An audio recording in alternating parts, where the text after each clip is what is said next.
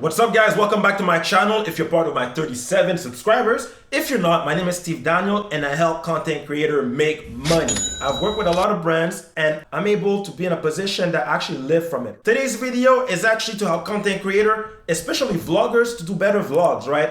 As a big fan of vlogging, I've been doing it for 2.5 years. I actually have another channel all about my vlogs. I was not only doing vlogs for me, but I was doing vlogs for other people. I was filming other people, and I also had businesses paying me to do travel vlogs, right? So guys, in today's videos, I want to give you some tips and tricks that's gonna help you watching this today to make better vlogs. So guys, let's get this started.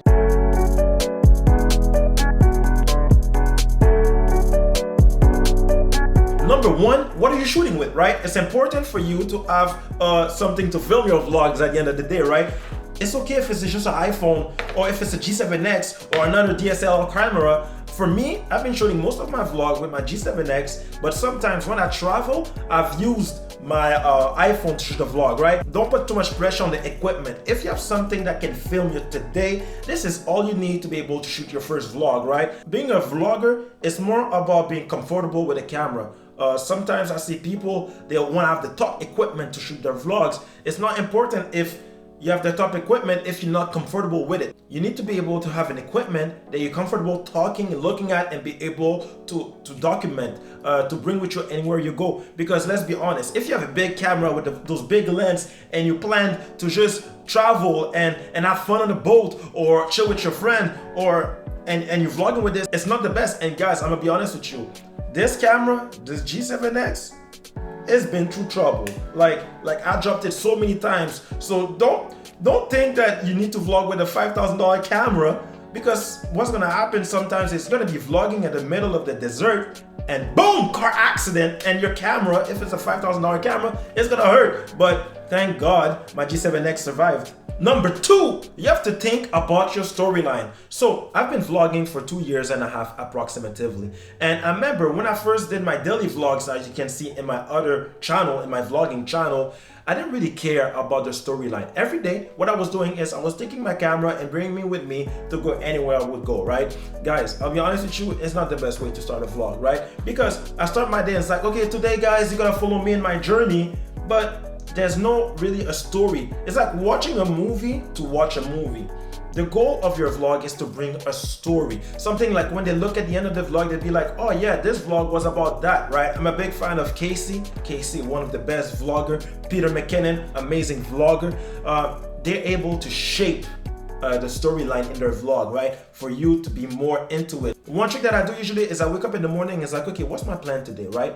Okay, today I'm spending the day with my family. So today, the vlog will be about spending a day with my family. Ta-da! This is the last vlog I did, right? Another trick that I use to be sure that the storyline is coherent is to shoot the intro of the vlog at the end of me when I film the vlog. Why? Because in the intro, I already know what I did the whole day, right? I spend your whole day, you film, you think about what's the element of your storyline, and at the end of the day, you shoot the intro telling exactly what you're gonna talk about. Third trick, look at the camera. Look at the camera, guys. A lot of people are looking at themselves when they shoot a vlog. A lot of people are scared to look at the camera when they shoot a vlog. Look at the camera. You have to look at the person watching you, right? It's like if you're talking to someone and they're not looking at you this whole time.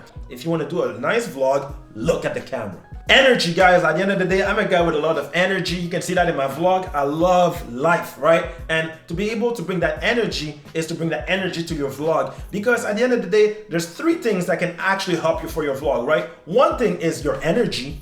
The other thing is your music. And the third thing is the content. Always be sure that you bring that energy. I think I'm still gonna make a video eventually to talk about how to have a lot of energy for your vlog. Maybe drink a coffee, drink a vitamin water. I don't know, oh my God. Shit, I put water on my laptop. Okay, my laptop is good. But bring that energy when you do a vlog, right? It's important for you to show that you actually enjoy doing it, right? You're not doing it just to do it.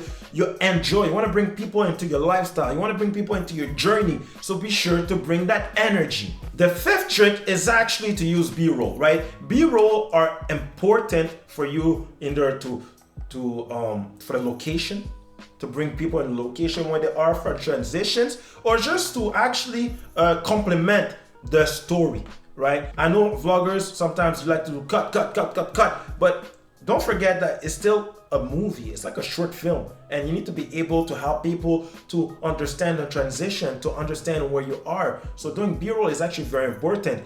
But at the end of the day, don't do too much B-rolls, right? They need to, like, B-rolls are good for you to understand where people are, but you don't need to have like 1,000 B-rolls. One of the rules that I've heard from B-roll from one of my good friend Pavel is actually to put 3 videos for a B-roll, right? 3 small clips for a B-roll. So we're gonna call it the rule of 3 B-rolls, and to be sure that you understand the element, what's happening. Sometimes you can be talking and just put a B-roll on top of you like I'm doing right now, so people understand a bit more what's happening around you or what you're looking at and stuff like that, right?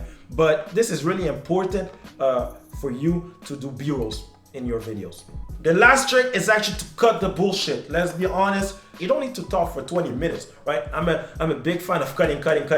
Like sometimes I will be filming for a full day, then I'll go on Final Cut Pro and I see that I can make a 15-minute vlog, and then from that I try to cut the vlog to like 5 minutes, right? Something quick, direct. I cut the bullshit, so you watch it, everything is there, and you understand the story, and you keep people attracted to it. That being said, I hope my tricks actually help you to make better vlogs. So let's get back to what I said.